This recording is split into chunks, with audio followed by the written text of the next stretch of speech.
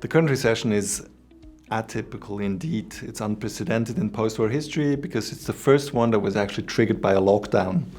So an exogenous reason. Usually it's about excess in the financial system, or it's a policy mistake by some of the policymakers. This time around it's completely different. That has serious impact on the way this is probably rolling.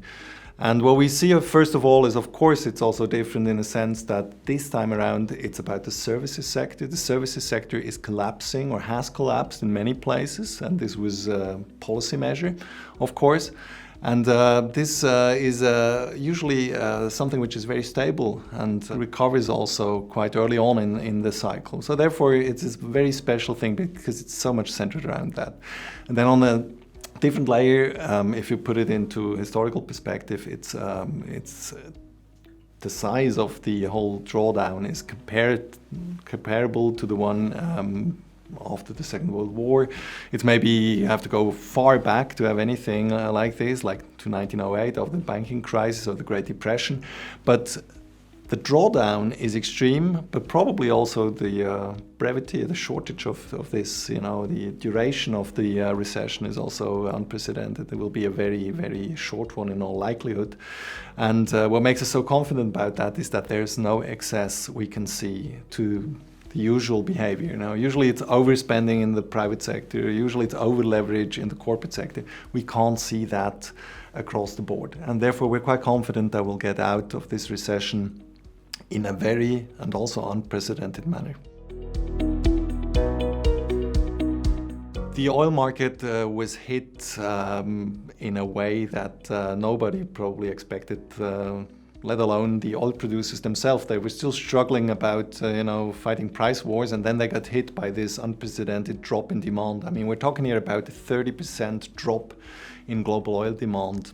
And this actually got a complete havoc for the sector. And we think the way forward is now doing the usual in very unusual time, meaning cutting production. And this will be done by all the major producers, not only by the North American shale oil producers. This is across the board. This will be a painful workout.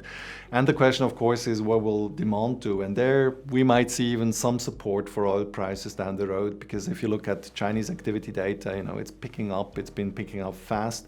And this is something which could happen also for Europe and the US later in summer or in early fall. So we're quite confident that this remains a very shaky environment. Oil prices will swing wildly in the weeks ahead, but there is some stabilization around the corner, and this should then materialize sometime over summer and see also some price appreciation into end of the year.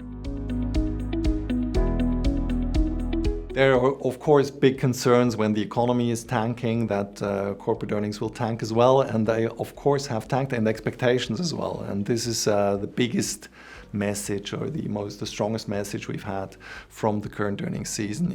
This is about a sizable drop in earnings. If you take the US, which are much more advanced in reporting, it's about 15% drop for now.